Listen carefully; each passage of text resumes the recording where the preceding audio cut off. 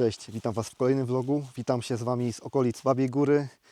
Znaleźliśmy tutaj sobie taką miejscówkę na dziko. Będziemy tutaj nocować, a w dniu jutrzejszym pójdziemy prosto na Babią Górę z nadzieją na trochę śniegu, trochę zimy, bo dzisiaj jest w zasadzie 8-10 stopni, jest luty, więc pogoda jest niesamowita jest pogoda, po prostu tego się kompletnie nie spodziewałem. W nocy ma być -9, więc na pewno będziemy marznąć, myślę, że nie będziemy marznąć, bo będziemy przeprowadzać test Webasto, którego kupiłem. Jak pewnie widzieliście w miniaturce, no to Webasto za 2700 zł, co jest w zasadzie praktycznie absurdem. Każde normalne chińskie Webasto kosztuje około 600 zł, powiedzmy do 1000. Ale największy problem tych Webasto, które ja miałem, no w zasadzie nie można było na nich polegać. Problem był taki, że zdarzało mi się, że po prostu na biwaku one się nie odpalały. Miały problem, żeby się odpalić, kopciły. Warunki może temperaturowe były problematyczne dla tego Webasto, nie mam pojęcia, co było nie w porządku, ale w zasadzie dwa różne Webasta zachowywały się bardzo podobnie, więc postanowiłem zainwestować i wytestować coś lepszego, coś z wyższej półki, coś droższego. Wszystkie szczegóły, co to jest za sprzęt, jak on działa i czym się różni od takiego zwykłego, taniego chińskiego Webasto, to zaraz wszystko Wam opowiem.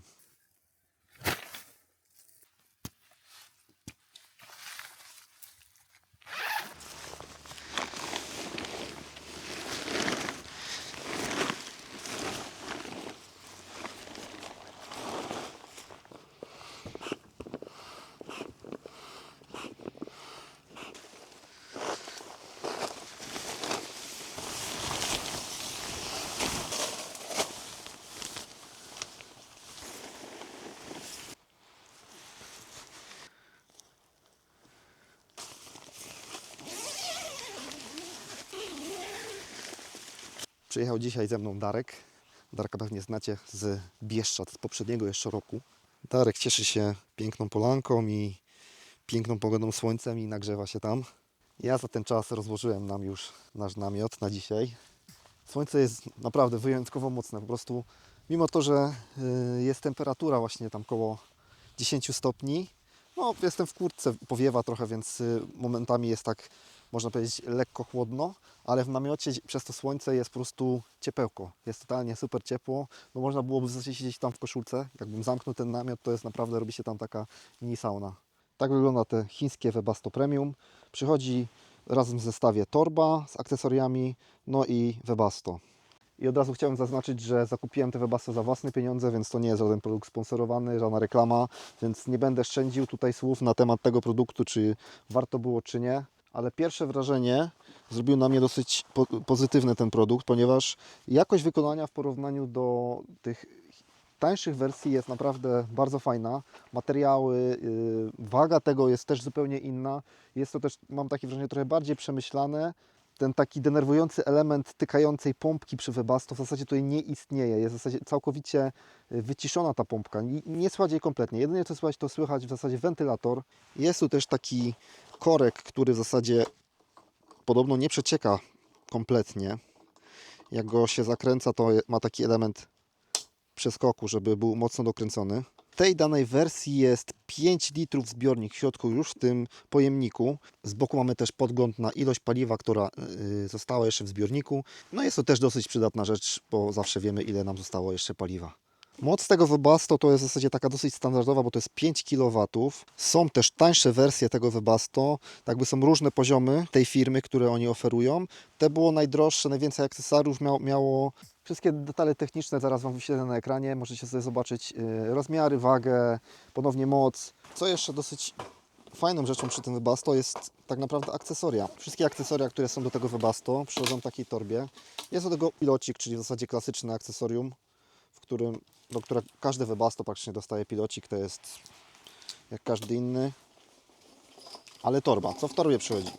W torbie mamy dużo. Jest oczywiście instrukcja, co też nie jest oczywistością w przypadku tych chińskich Webasto tańszych. Jest instrukcja do samego pieca i to jak widzicie są różne modele, trochę tańsze, mniejsze, trochę z innymi właściwościami, inne akcesoria, więc rozpiętość tak jakby cenowa jest chyba najtańszy, bodajże z tego co pamiętam kosztuje 1000 zł. No nic, przejdźmy do następnej części akcesoriów i teraz tak, co jest ważne. Przychodzi tłumik. Tłumik, który w zasadzie jest, no nie jest kompletnie tym samym tłumikiem w przypadku wszystkich chińskich Webasto. To jest tłumik, który ma kompletnie inną wagę, jest zupełnie inaczej zbudowany. W środku nie jest pusty po prostu jak w przypadku tych innych Webasto. Ten jest rzeczywiście ciężki, potencjalnie dosyć dużo będzie tłumił dźwięków. Rura wydechowa też w zasadzie to nie jest rura, która jest standardowo dołączana do chińskiego Webasto. To jest rura już zdecydowanie z pieców tych droższych niemieckich marek. W standardzie jest też zasilacz 230, gdzie można sobie podłączyć do gniazdka i bezpośrednio do Webasto. W zasadzie na 2 kabelki tam można podłączyć. Webasto jest na 12 V, więc w zasadzie każdy akumulator powinien to odpalić lub z zasilacza, jak sobie zrobimy gniazdko 230. Kontroler na podłączenie też ma wtyczkę taką jak w przypadku zasilania. Kontroler jest raczej bym powiedział taki standardowy, nic niezwykłego. Jedynie co to ma termostat, czujnik temperatury, więc można ustawić sobie zadaną temperaturę w pomieszczeniu, na przykład w namiocie i wtedy Webasto będzie się uruchamiać, gasnąć lub dostosować nam temperaturę do zadanej, którą sobie ustawimy. Co jest świetną rzeczą, to jest rura, która jest fantastycznie wykonana. Mam zakupione takie z Amazona rurki, bardzo podobne, tylko że jak one się już raz rozwiną, to już później się nie da ich zwinąć, a ta jest naprawdę, to jest mega patent, nie? Że to można schować z powrotem do walizki i no i to jest mega kompaktowe, tak? To zdecydowanie w tej walizce, jak się wszystko tak fajnie poskłada, zajmuje mało miejsca, a to jest bardzo ważne. Są też różnego rodzaju złączki. To są, że tak powiem, wydaje mi się pomijalne rzeczy. Jakby ich nie było, to nic by się nie stało. No będę testował, zobaczymy jak to wygląda, ale dosyć dużo fajnych rzeczy tutaj jest w samej tej torbie i jestem dosyć z tego zadowolony. No, sprawia to wrażenie rzeczywiście, że jeszcze nie chcę powiedzieć, że warto było dać tyle pieniędzy za to, ale ma to dosyć duży potencjał. Jeśli rzeczywiście te Webasto będzie takie niezawodne, będzie działać praktycznie w każdych warunkach, zawsze się odpalać, będzie śmierdzieć nigdzie ropą i będzie wydajne i fajnie grzało, no to zobaczymy jak to ocenimy i być może rzeczywiście te 2700 zł wydanych na to będzie kwotą, która rzeczywiście warto będzie wydać na ten sprzęt. Dobra, myślę, że na razie koniec tego gadania. Rozłożymy sobie więcej sprzętu, zrobimy sobie coś do jedzenia. Słońce świeci, cieszymy się tym słoneczkiem, naprawdę pogoda jest fantastyczna. Darek na pewno się już niecierpliwi, bo ja tutaj gadam.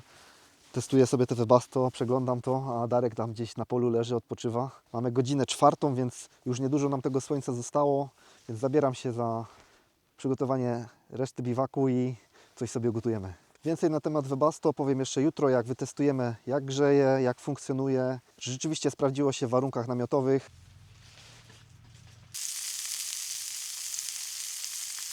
Miało być jeszcze ziemniaki. Ziemniaki zabrałem, ale niestety folii nie wziąłem, więc nie będzie dziś ziemniaków, a liczyliśmy na te ziemniaki, bo ostatnim razem te ziemniaki były takie kozackie, były takie dobre i dzisiaj liczyłem, że też uda nam się zjeść tak dobre ziemniaki, ale niestety jest jak jest, nie ma folii aluminiowej, ziemniaków nie zjemy, zjemy same kiełby.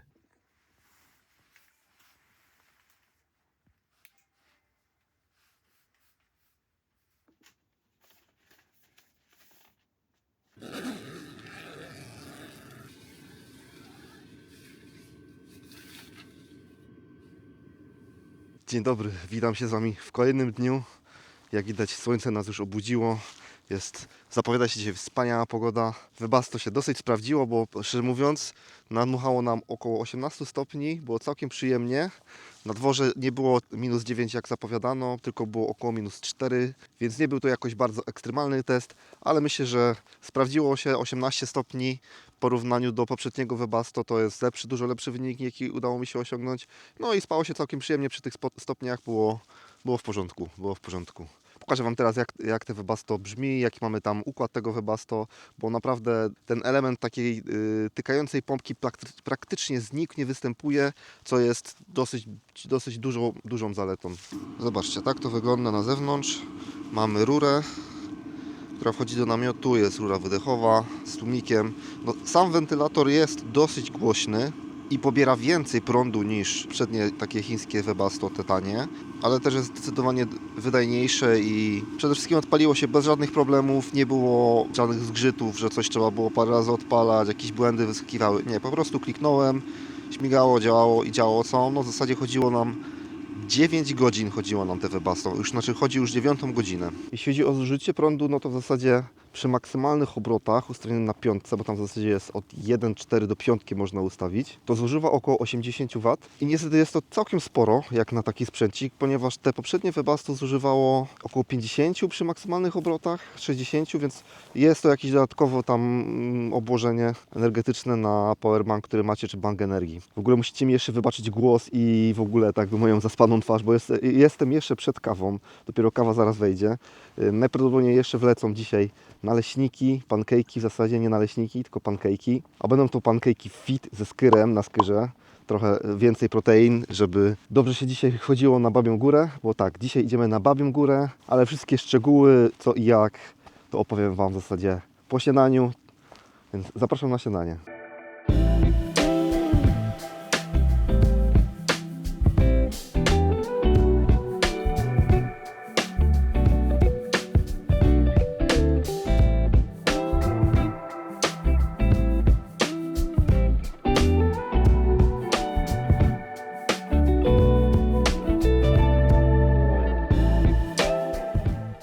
No jesteśmy po śniadanku, naleśniki wyszły, no mogły być trochę lepsze, były trochę przypało było z przypaleniem delikatnym. No niestety ten palnik działa różnie, no nie byłem w stanie w pełni kontrolować tego, jak mocny płomień jest pod palnikiem, no ale były najgorsze warunki polowe, spontanicznie wszystko to wyszło. Systemu na bardziej skomplikowane dania jeszcze nie ma, to dopiero musi zostać dopracowane.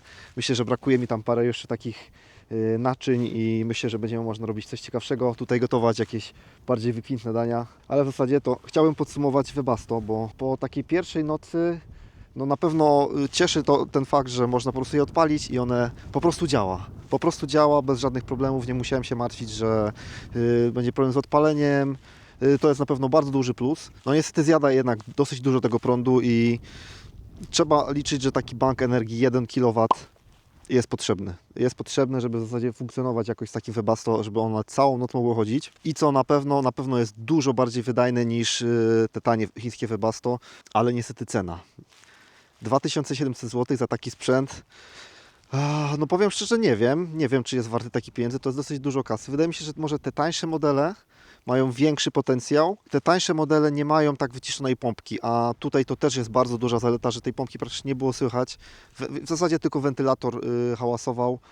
Dało się przy tym bez problemu spać. Porównałbym to do takiego lekkiego szumu jak w samolocie. Tak naprawdę, żeby w pełni ocenić, czy zakupiłbym ponownie, myślę, że potrzebowałbym jeszcze paru razy wytestować ten sprzęt. No tak jak mówię, no cena 2700 zł to jest dosyć zaporowa cena jak za taki sprzęt, ale myślę, że gwarantuje nam dużo większą stabilność pracy i przede wszystkim tą cichą pracę. A dla mnie na przykład możliwość nie martwienia się, że sprzęt się po prostu odpali i będzie działał, szczególnie gdzie są minusowe temperatury, no to jest bardzo duża wartość. To jest jedna z takich ważniejszych wartości, żeby to jest sprzęt, na którym mogę polegać. Na pewno nie jest to w pełni taka pełnoprawna recenzja od A do Z, to jest bardziej powiedzmy sprawdzenie tego sprzętu na biwaku, więc jeśli macie jakieś pytania co do tego, jak ten sprzęt funkcjonuje, coś tutaj pominąłem, o co byście chcieli zapytać, to śmiało walcie w komentarzach, odpowiem na wszystkie komentarze. My już w zasadzie zbieramy namiot, zbieramy się całkowicie, szykujemy się już do wyjazdu, no jedziemy na tą Babią Górę, więc zapraszam do dalszego oglądania podróży na Babią Górę.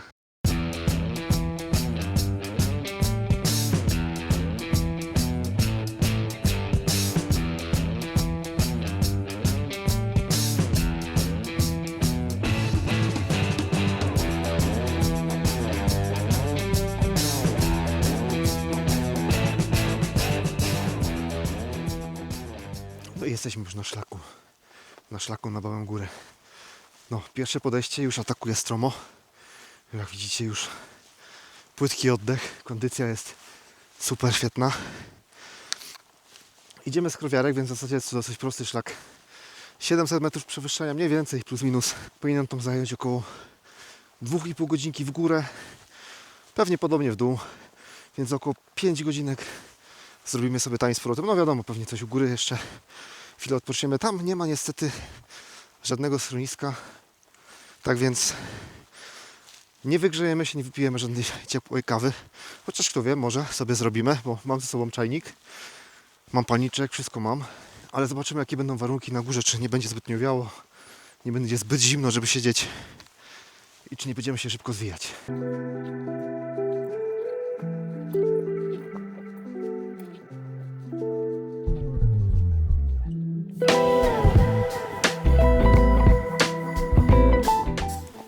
krótką pauzę na Sokolicy z batonem, z wodą, trochę odpocząć.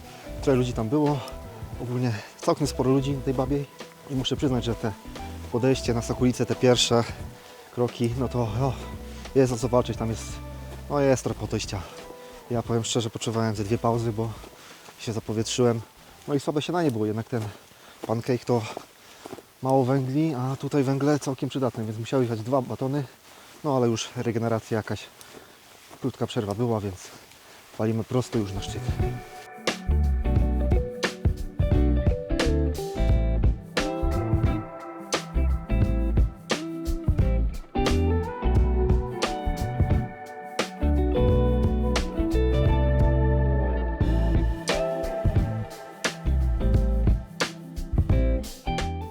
Darek już pędzi przodem, a tam, zaraz za drzewami widać nasz cel.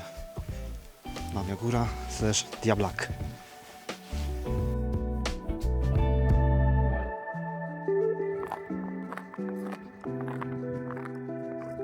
A ta górka tutaj oszukuje, bo za nią dopiero jest Babia i to jest tak, że człowiek ma takie wrażenie, że już jestem, prawie jestem już.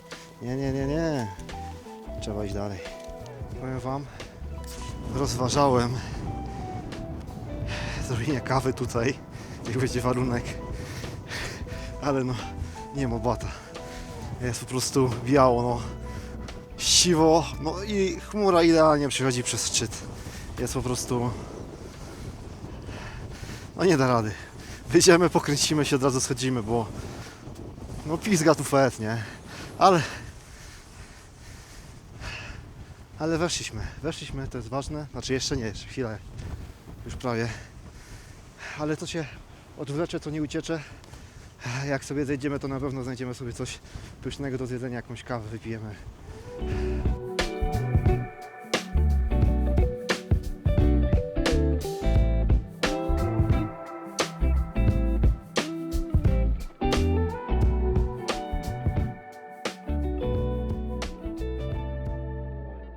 Mamy sukces. Udało się zrobić jednak kawę mimo takich warunków. Ale ta kawa smakowała wybornie. Niesamowicie. Kawę wypita. Darek wypił herbatę. Ja zadałem jeszcze kulki rumowe. I lecimy w dół. No i mamy sukces. Udało nam się zejść. Ale by było. Na samą końcówkę. Gleba by była. No ale tak, udało nam się zejść. Zaraz tutaj z Darkiem przybyje żółwika. Dajesz, Darek. Udało się, jest. Dobra, oczywiście nie obyło się bez przygód, bo schodząc nie dokręciłem butelki, mam całe mokre plecy. Wszystko mi się wylało, na szczęście kamera była u góry, więc została uratowana. Ale to już wszystko w tym vlogu, tak więc dzięki bardzo za oglądanie i do następnego. Więc nie był to jakiś taki... Dzień dobry, witam Was na moim kanale. Testujemy dzisiaj, jak to kamera sobie stoi i tak dalej. Witam Was na moim kanale. Kurwa, tu się echo niesie jak sam skurwysyn. Witam Was na moim kanale. Kanał jest to kanał przyrodniczy.